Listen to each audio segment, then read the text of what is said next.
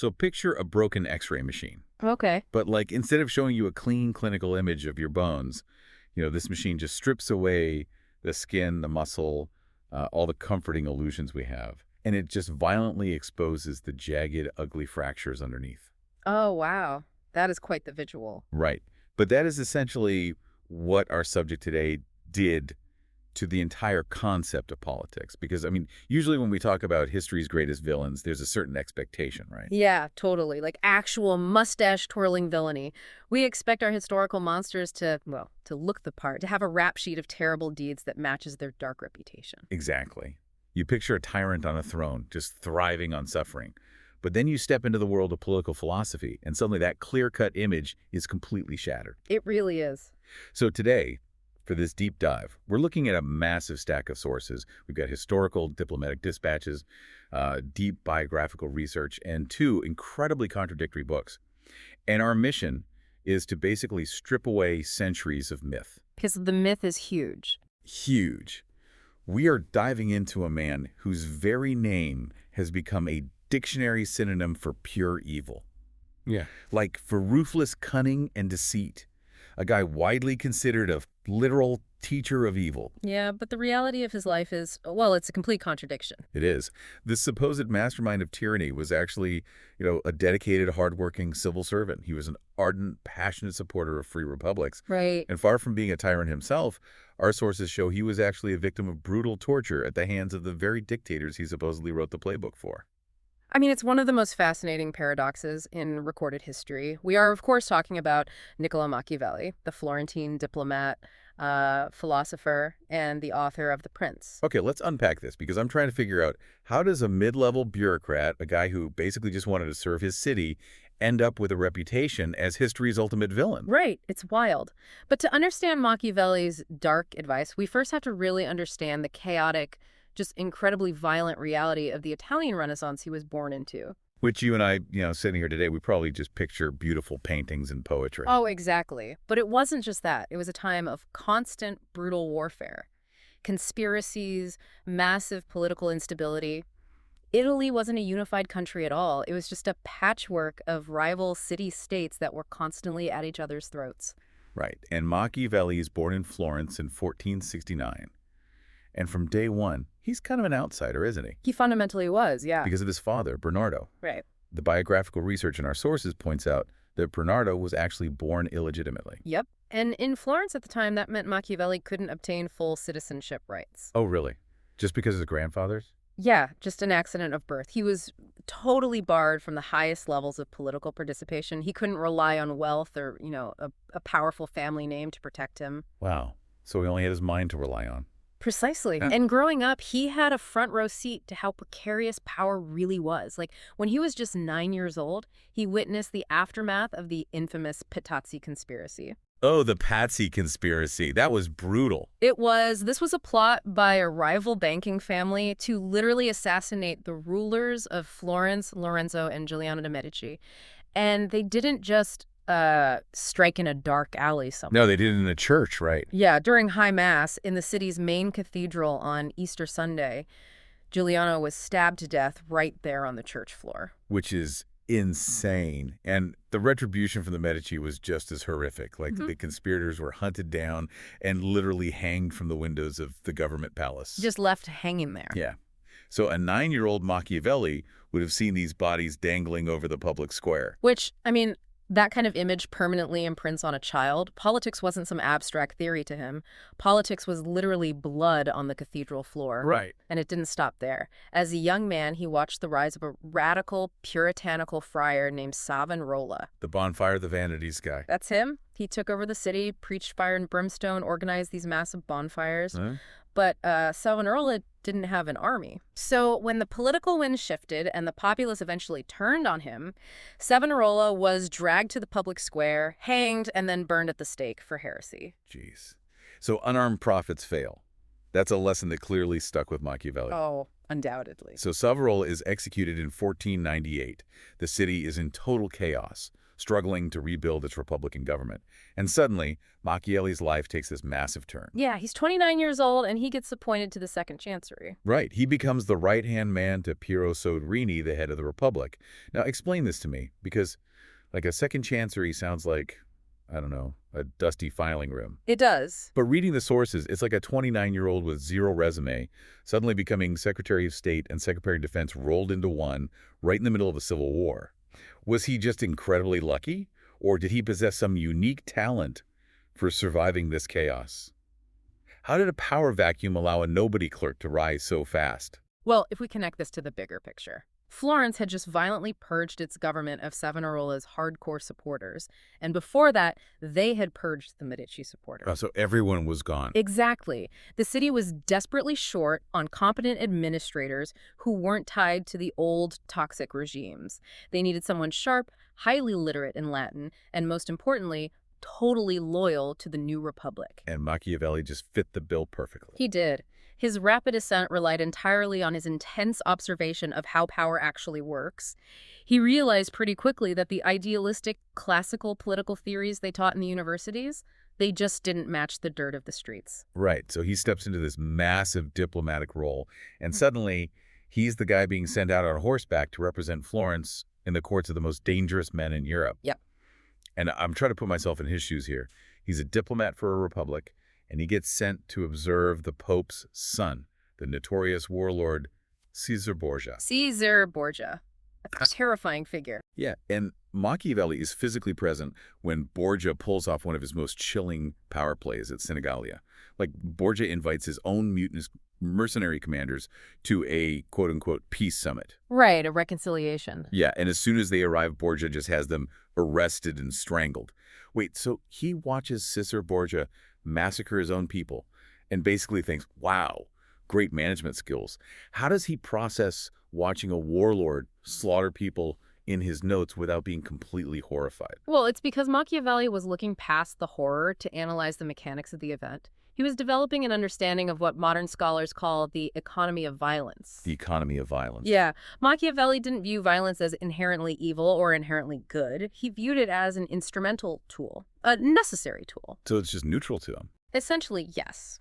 In his dispatches back to Florence, he notes that Borgia eliminated a massive threat to his state swiftly and decisively. You know, Borgia didn't drag the conflict out over years of bloody civil war that would have killed thousands of peasants. He just killed the ringleaders in one night. But wait, isn't that just a slippery slope to justifying any dictatorship? Like, how do you separate this so-called economy of violence from just some tyrant holding on to power for his own sadistic ego? And that is the crucial distinction for Machiavelli. The parameters for justified violence are very strict in his writing. The violence must be done out of absolute necessity to secure the state. Not for personal glory, not for cruelty. So it can't just be for fun. Exactly, and it must be swift done all at once, and then immediately followed by policies that actually benefit and stabilize the lives of the common citizens. Interesting. Borgia's violence was targeted, and it ultimately created order out of chaos in a region that had been plagued by banditry for decades. Huh. So he's really analyzing the raw physics of power. And he didn't just sit at a desk theorizing about this either. The sources show he actually forced Florence to change its military strategy based on this. He did, because at the time, Italy relied heavily on condottieri, right? Mercenary armies. Right, and he absolutely disguised them. Oh, he hated them. He argued that relying on mercenaries was basically guaranteed suicide for a republic, because mercenaries fought for profit, you know? Not patriotism. They had absolutely no loyalty to Florence. Makes sense. And furthermore, mercenary captains would often avoid actually killing each other on the battlefield. They'd prolong the war just to keep the paychecks coming. So it was a structural disaster. Completely. So he goes to the wealthy Florentine elites, and he argues that they need to build a citizen militia. He essentially says, hey, we need to give weapons to our own farmers. Which is a bold move. Yeah, that must have been a terrifying proposition for the ruling class, arming the very peasants who might rebel against them. Oh, it was a huge issue of class trust. But Machiavelli's argument was that a republic can only survive if its citizens have a literal stake in its defense. So he just goes out and does it. He does. He went out to the countryside, recruited 400 farmers, equipped them with lances, early firearms, iron breastplates, and he personally organized their drills. That's amazing. And incredibly, it worked. Under his strategic command, this citizen militia successfully conquered the rebellious city of Pisa in 1509. Wow. So he's on top of the world. Yeah. He's a successful diplomat, a military strategist. He's the defender of the Republic. Golden boy. Right. But in Renaissance Italy, the geopolitical tectonic plates shift very fast. And in 1512, Machiavelli's world just completely collapses. Yeah, it falls apart. So Florence was allied with the French at the time, but Pope Julius II formed the Holy League to drive the French out of Italy. And because Florence was on the wrong side of that alliance, the Pope unleashed a battle-hardened Spanish army right on them. The Spanish sacked the nearby city of Prato, butchering the inhabitants. And terrified of suffering the same fate, Florence just surrendered. The Republic was dissolved, and the old ruling family, the Medici, rode the coattails of the Spanish army right back into power. And Machiavelli is the face of the old regime, so he's fired immediately. And he's ordered to pay a surety of 1,000 florins, which, our sources say, to put that in perspective, that is basically a multi-million-dollar ruinous fine today. It meant total bankruptcy. Yep. But the nightmare is just beginning for him, right? Because shortly after, his name is found on a list of potential sympathizers in an anti-Medici conspiracy. And that's when things get incredibly dark. He is thrown into the Bargello prison and subjected to a horrific torture known as the strappato. Right. The rope. The sources detail this, and it's awful. It is. The strappato was designed to break a person physically and psychologically. The prisoner's wrists are tied tightly behind their back, and then they are hoisted into the air by a rope attached to a pulley system. Yeah, it forces the arms to bear the entire weight of the body, violently dislocating the shoulders. And they would drop him, stopping the rope just short of the floor, to inflict maximum agony. That is just barbaric. And the sources indicate he endured this multiple times over 3 weeks, just hanging there, listening to the screams of other prisoners, waiting for his own execution. But he never confessed. Never. He maintained his innocence. Eventually, because of a general amnesty celebrating the election of a new Medici pope, he was released to his small farm estate in the countryside, completely exiled from the city he loved. Right. So his career is in ruins, his body is physically broken, he's completely isolated. Yeah. The psychological whiplash here is staggering. He is crushed by the Medici, so how does he respond? He writes them a manual. It is precisely in this moment of absolute agonizing despair that he produces his masterpiece. Okay, here's where it gets really interesting, because we know exactly how this happened thanks to a famous letter he wrote to his friend, Francesca Vittori. Yeah, it's a beautiful letter. In it, Machiavelli describes his daily life in exile. And he says during the day he's managing his farm, catching birds, arguing over pennies, playing cards with the local butcher, just getting covered in mud and filth. Right, just doing peasant stuff. Exactly. But the evening is a completely different story. The visual he paints in that letter is so striking.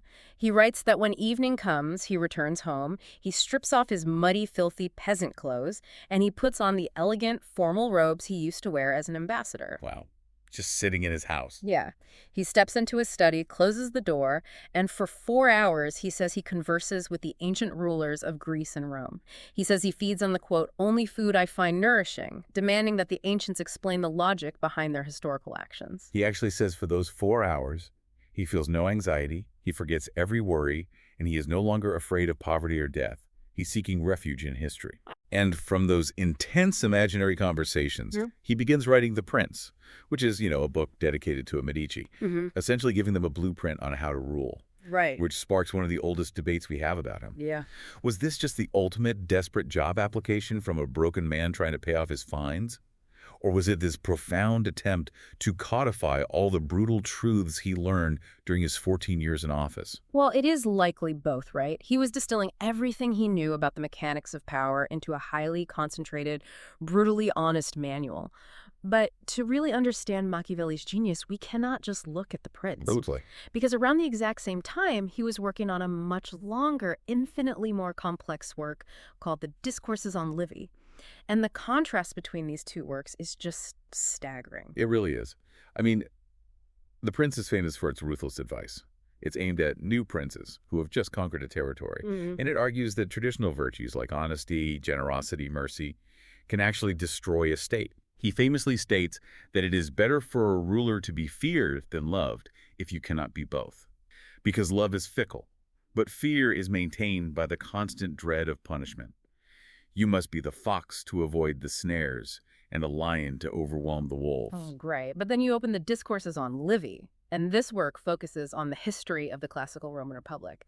And in it, Machiavelli passionately champions republics as far superior to dictatorships. Wait, really? Yes, he argues that the collective wisdom of the people is better than the whims of a single prince. The Discourses is widely considered a foundational text of modern republicanism. I mean, it's like he wrote two totally different manuals. One is a ruthless corporate raider's guide to a hostile takeover, and the other is a passionate defense of a democratic, employee-owned co-op. How can the same guy write both? Well, what's fascinating here is that we have to look at how Machiavelli viewed the life cycle of a state. He believed that human nature is fundamentally self-interested. So, to take a corrupt, chaotic society and forge it into a new, stable state, you absolutely need the ruthless, singular prince he describes in his first book. You need the dictator to lay the foundation and build the house. Right, because a committee can't make the hard, violent decisions needed during a massive crisis. Exactly. But a principality is inherently unstable over the long term because it relies entirely on the lifespan and the competence of one single person. And when they die, it all falls apart. Precisely. Once the state is established and secure, the only way to maintain it over generations is through a republic. In the Discourses, he explains the mechanisms of how a republic survives. He argues that class conflict, the friction between the wealthy nobles and the common people, isn't a bug, it's a feature. Oh, really? Yeah, that social friction forces the creation of good laws that protect liberty and share power. Yeah. So the prince founds the state, the republic preserves it. Oh, wow. So there's a consistent underlying logic here. And to tie his military writing, his republican ideas, and his advice for tyrants all together, we really have to look at the philosophical vocabulary he uses, because he completely dismantles traditional morality. He builds his worldview on two core concepts, right? Virtù and fortuna. Yes. Let's define those, because they are critical. When Machiavelli says virtù spelled with a U and an accent at the end, he absolutely does not mean being a good, moral, Christian person. Right, not virtue like we think of it. Not at all. For him, virtù means whatever quality, whatever action is necessary to maintain the state and achieve great things. It is the raw energy, the drive, and the strategic brilliance required to bend the world to your will. And a leader needs that virtù to combat his other big concept, fortuna, fortune, Right. which is the unpredictable, violent nature of luck or chance. And Machiavelli explicitly compares fortuna to a raging, flooding river. He says when the weather is calm, humans must use their virtù to build dams, dikes, and canals. So you prepare for the worst. Exactly. So when the inevitable flood comes, the destructive power of the water is mitigated and channeled safely. Virtù is the human ability to anticipate and conquer the unpredictable forces of fortuna. Because virtue requires conquering these unpredictable forces, Machiavelli needed a social glue, right? To make citizens brave enough to fight those floods together. And that's where his shocking views on religion come in. Yes, and this got him in a lot of trouble. Oh, I'm sure. Now, looking impartially at his texts, Machiavelli viewed religion entirely through a political lens. He saw it as an incredibly useful tool for maintaining social order. He argued a state needs a religion to keep the troops united and obedient. But he heavily criticized the Christianity of his day. Right. In his writings, he argues that contemporary Christianity made men weak because it celebrated humility, turning the other cheek and focusing entirely on the afterlife. He argued this delivered politics into the hands of cruel men who faced no resistance from a populace that was just, waiting for justice in heaven. He actually preferred the ancient pagan religions of Rome, right? Because they championed martial warfare, physical bravery, and worldly success. He did. He wanted a religion that made citizens fierce defenders of their liberty here on earth. So if we step back, he's treating the state like a machine. He is stripping morality entirely out of the equation. He inaugurates what scholars call the autonomy of politics. Before Machiavelli, political philosophers from Plato to Thomas Aquinas argued that the goal of the state was to cultivate moral goodness. Right, politics was just a branch of ethics. Exactly. But Machiavelli completely severs that link. He says that what is morally good in private life can be politically disastrous, and what is politically necessary is often morally reprehensible. He was basically the first guy to say the quiet part out loud. He really was. And history reacted explosively. Let's talk about his legacy. When his work started circulating widely after his death, they sent shockwaves through Europe. Oh, the Catholic Church was appalled by his treatment of religion and morality. In 1559, they placed The Prince on the index of prohibited books, banning it entirely. But I mean, banning a book is the best marketing strategy ever invented. Always is. Everyone started reading it in secret, and the public backlash created a caricature. Like in Elizabethan theater in England, the Machiavel became a stock character, a scheming, treacherous villain. Right, you see it in Shakespeare's Richard III, who boasts about outdoing the murderous Machiavel. People began using his name as an adjective to describe anything deceptive. Yet the real influence of his ideas was quietly shaping the modern world, wasn't it? It was. During the Enlightenment, thinkers like Francis Bacon praised him for describing what men actually do rather than what they ought to do. And the American founding fathers read him, too. Oh, absolutely. Particularly John Adams. He heavily relied on Machiavelli's discourses to understand the mechanisms of a mixed republic and how to balance political factions in the U.S. Constitution. Which is wild to think about. And his influence even stretched into the 20th century. The sources mention the Italian Marxist theorist Antonio Gramsci. Oh, yes. Gramsci wrote extensively about him while imprisoned by Mussolini. Gramsci saw the prince not as a guide for a dictator, but as a metaphor. He argued that in the modern era, the prince isn't a single person. The new prince is the political party itself, which must use virtue to organize the masses and enact social change. This raises an important question, perhaps the central question of Machiavelli's legacy. Yeah. Do we hate Machiavelli because he invented evil political tactics? Or do we hate him simply because he was the first person brave, or perhaps foolish enough to write them down without apologizing for them? He held up a mirror to the reality of power, and humanity was horrified by its own reflection. So what does this all mean for you listening right now? If his goal was just to describe the effectual truth, reality exactly as it is without sugarcoating it, is it fair that his name is a dictionary definition for bad faith? It's a tough call. To bring this all together, Niccolo Machiavelli was not a cartoon villain. He wasn't a demon. He was a deeply observant, desperate man who had survived torture, civil war, and the total collapse of his world. He was just a guy trying to survive. Right. He was trying to make sense of a brutal, unforgiving era by separating how we wish people behave from how they actually behave. He wanted to give his city the tools to survive in a world filled with wolves. He forced us to confront the uncomfortable realities of statecraft. He stripped away the comforting illusions we like to tell ourselves about justice always naturally triumphing over evil, because sometimes survival requires getting your hands dirty. And that leaves us with a final, very provocative thought based on his writings. Machiavelli argued that imaginary republics, utopias where everyone just plays by the rules and does the right thing, are completely useless for governing real human beings. He believed that a secure, stable society sometimes requires its founders to commit unsavory, even violent acts to establish order out of chaos. Yeah. So think about the peaceful, moral societies we enjoy today. Were they built on the backs of forgotten Machiavellian crimes? Did someone, somewhere in our history, have to be the lion and the fox so that we could have the luxury of debating morality in peace? It's a heavy thought. It's an uncomfortable question. Just like that broken X-ray machine we talked about at the beginning, when you look closely at the foundations of power, the clean lines disappear and you are left looking at the jagged reality underneath. And as long as human beings continue to govern each other, Machiavelli's ghost will always be there, haunting our politics forever.